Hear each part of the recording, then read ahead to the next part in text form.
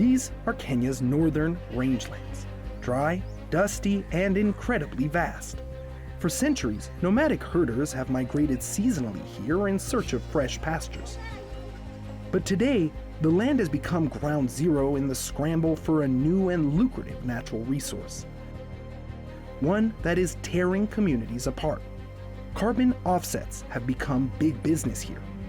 Western tech companies like Netflix and Meta have invested millions in a project aimed at sucking CO2 from the atmosphere by controlling where and when livestock can graze. Now, fences and weapons are proliferating across this fragile landscape. You can be kidnapped or even killed. Why is this green solution being met with so much opposition? And why are Kenya's carbon dealers so keen on keeping journalists and researchers away? I'm the sub-county criminal investigation officer. I'm in charge of investigations. Somebody has raised a complaint. You might expose some confidential matters outside.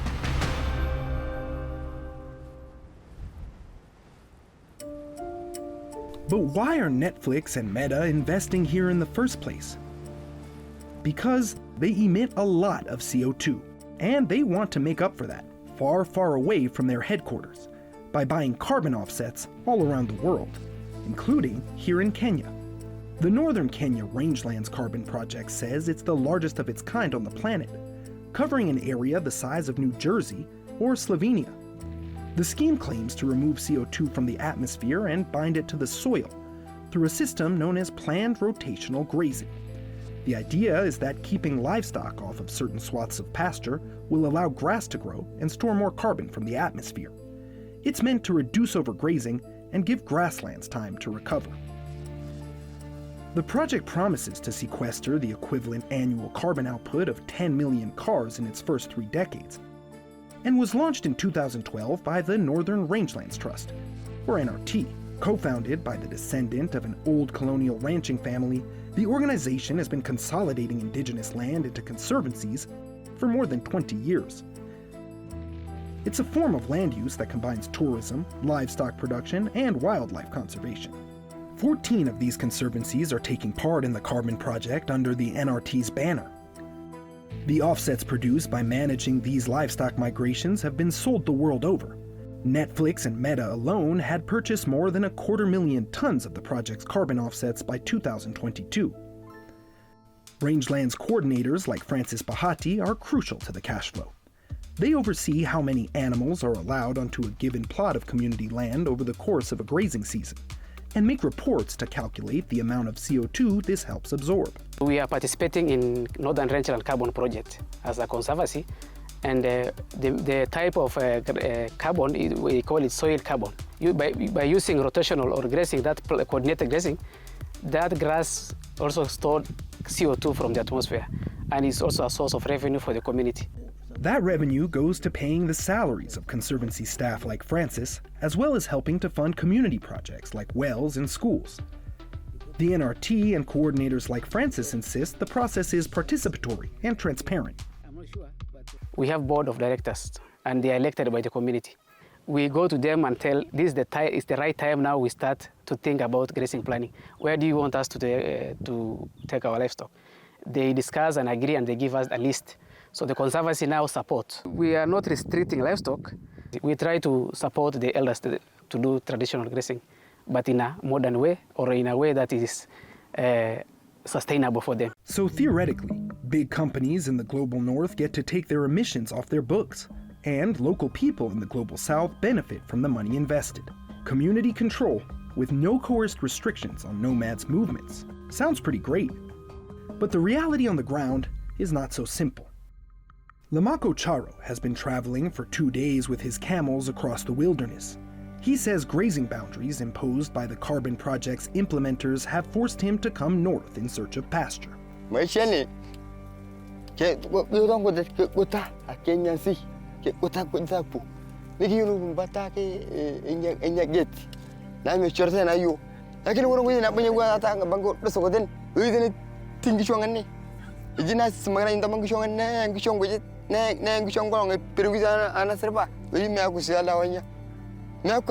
We wanted to see these fences for ourselves, So the next day, our team sets off for Verra Conservancy, where herders tell us a well-fortified barrier is blocking pastoralists from the pasture that their animals crave. We are blocked by the same rangers that the herders warned us about. Though they're not employed by any government security service, they do carry weapons. They question our team and invite us to tour their conservancy headquarters, but tell us that we are not allowed to go any further. So we hike along their perimeter to a distant hilltop instead, looking for a place to launch our drone. It reveals exactly what the herders spoke of, a long metal fence stretching for miles across the expansive wilderness. We asked the NRT. They said this fence is an anti-poaching measure aimed at rhino conservation, but maps we filmed inside the Conservancy's offices show that land within the fence is included in the Carbon Project's grazing blocks. And analysis of satellite imaging shows that vegetation inside the fence line is indeed greener and more lush than the comparatively parched landscape without. This imaging technique is called the Normalized Vegetative Difference Index. In 2023, the same tool revealed that much of the Carbon Project's self-reported CO2 reductions were not matching up with the vegetation changes on the ground. Concerns like these led to Verra, the world's largest verifier of voluntary carbon offsets, suspending its certification of the project's credits. The certification was later reissued, but not before an 8-month investigation probed issues of methodological shortcomings and raised serious legal questions. In order to be considered valid for commercial use, Verra requires land-based carbon offset projects to obtain the free, prior, and informed consent of residents. The NRT says they held meetings with community members to explain their plans, like those shown in these promotional videos, and posted brochures on notice boards.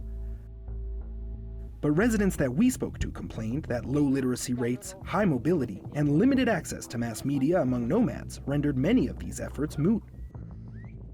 For herders to understand carbon credits, photosynthesis, all that story is not easy for them. Right. But we are trying to make it simple in a local language they can understand. Many herders we interviewed did not know that carbon offsets were being generated on their land. Those who did said they only heard about the project 9 years after it had already begun, when proceeds started being generated for the conservancies. Verra's 2023 review of the project found insufficient evidence of how the project was communicated to communities. So, if Indigenous residents were not asked for their permission to extract and market carbon offsets, whose consent was given? The Northern Rangelands Trust says their authority to sell carbon credits comes from the conservancies themselves, entities that they helped establish across millions of acres of Indigenous lands. But an ongoing lawsuit disputes this, citing Kenya's Community Lands Act and alleging that the NRT's establishment of conservancies on this land was unconstitutional. Most of these purported agreements were not subjected to public participation. Human rights lawyer Innocent Makaka has spent years as an advocate at Kenya's High Court. He is lead counsel on the case. His clients allege that the conservancies NRT is using to produce the carbon offsets were established without consent. We can call them private entities that have come to community land and they have established conservancies and other activities in the community land at the expense of the community. But we've not seen anything filed that indicated that indeed these community members, our clients, were involved. Yet these conservancies are established in their community, limiting their land use one way or another. And that's why we even went to court, because it's our opinion that there is no legal basis. We approached the NRT about the case, but they declined to comment. While the legality of the conservancies is being debated in court, the control they exert over the landscapes where they have been established through force of arms is very much a reality. Solomon Limpatu does not know what a carbon credit is. He tells us he's never heard of them. But he says his father was shot dead for grazing the family's animals in the wrong place, and that he watched it happen. Basi mimi sijui, basi hapo ni mbaya kuingiza ng'ombe. So mimi nikaenda tu, mimi sijui kitu. Sijui hapa ni mbaya nini, nikaingiza tu ng'ombe. Mimi nilikuwa tunafuatana na ng'ombe, baraka tu mimi niko tu kwa ng'ombe. Sijui, nilikuwa mdogo. So vile buda msa alikuja akakuta ng'ombe siko huko. So kukimbia kurudisha hiyo side ya hawataki. basi wale wakafika before hata waongee basi ni kwa nini hivi iliingiza ajali ikapigwa mzee basi ikaenda hivyo. His mother, Nolkilelu, has had to grapple with the consequences ever since.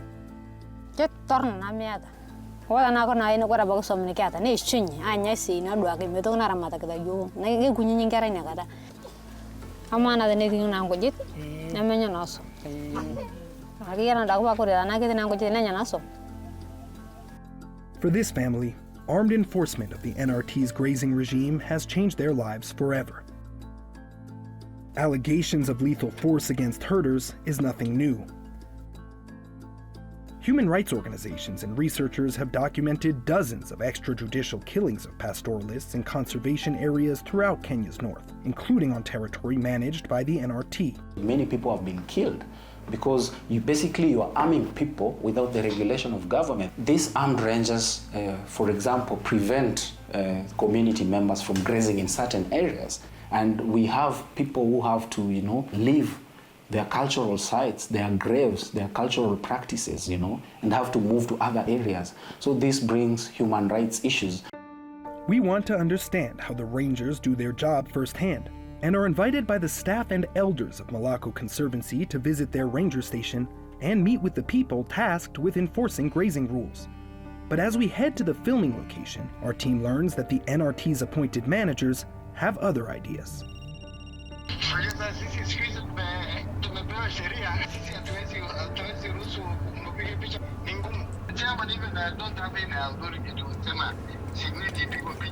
So, Chairman, ana authority? Listen. Yes. If a visitor comes to my office, yes, I must be given an email from NRT. From NRT? Sir, thank you very much. Yeah. So imagine that. They're saying that the Conservancy is community controlled. Yes. That the board of the Conservancy, the council of elders are elected. Yeah. That they are the ones in charge of this place and in charge of the rangelands management. We have direct permission from Zedo Kole, who is the chairman of the board. He's the one who supposedly has the authority from the community to govern the affairs of the Conservancy. And although he's encouraging us to go and document this, we're being told by the NRT that the NRT needs to grant permission before any photos can be taken, before any access can be given. Yeah. This is a contradiction. So, I'm wondering. What do they have to hide? Well, yeah. What do they have to hide? Yeah. Minutes later, we get another call. Who is this? DCI.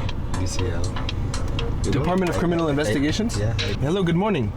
Morning. I'm the sub-county criminal investigation officer. I'm in charge of investigations. Yes? Yeah, somebody has raised a complaint. Tell me. The manager of the conservancy is complaining. Are you from Luchvele? Yes, sir. Okay, he's saying you might expose some confidential matters outside. Is that right? So we've received a call from the Director of Criminal Investigations. This is despite the fact that we've come at the invitation of the chairman of the Board of Elders. This tells me that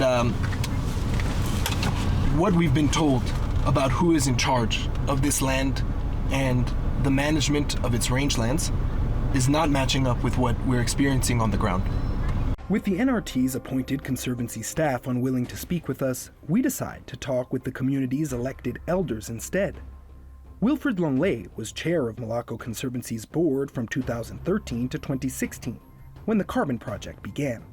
He and current board member Singida Lekuton want to show us what has become of one of the Conservancy's projects since Wilfred's tenure. This was once a luxury destination for international tourists, keen for an African safari experience. Though this construction predates the arrival of Carbon Project funds, at least 6 similar lodges have been built or renovated using carbon credit proceeds, including one that overlooks the grazing boundary where Solomon saw his father shot. Today, this lodge in Malako is a burnt-out husk, consumed by a mysterious fire in 2022. Just as we are setting up to receive his testimony, Wilfred's phone rings.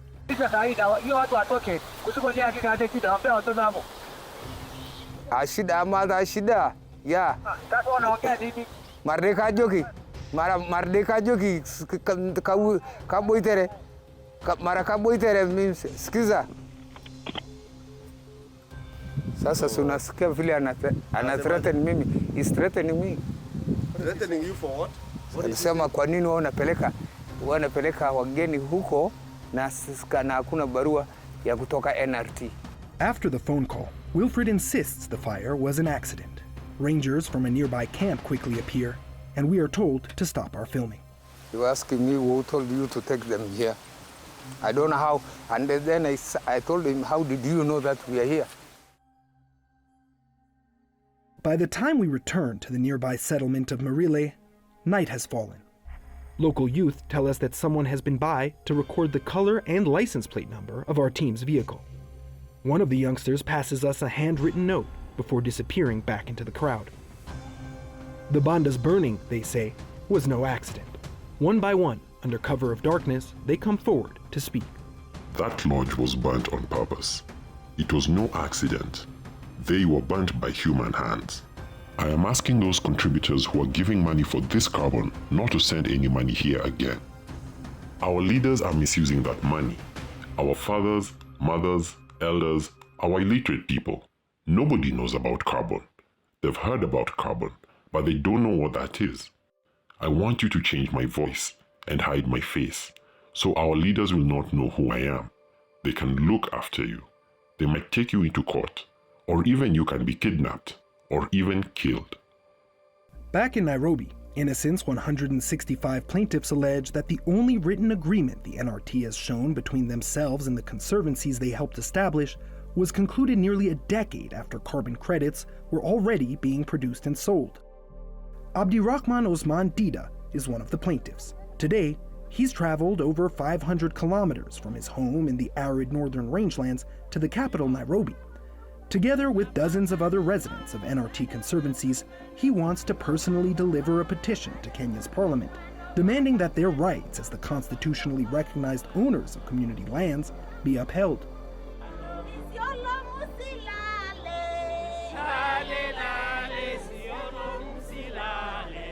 Their demands find sympathetic ears, especially among lawmakers representing pastoralist areas. NRT trained to behave as if they are the communities, of which they are not the communities. The communities are the landowners, the camel owners. These are the owners of the land. The communities are not getting benefit from this one. They are being ripped, they are being cheated. Tubi and others from the pastoralist parliamentary group point to a lack of transparency and participatory decision-making in the way that carbon offsets are generated and sold. That is theft because if you don't inform the communities and the communities are not aware of what we are doing, then that is stealing. I am talking to Netflix and even Facebook. Some of these guys, please stop being used by people who are thieves.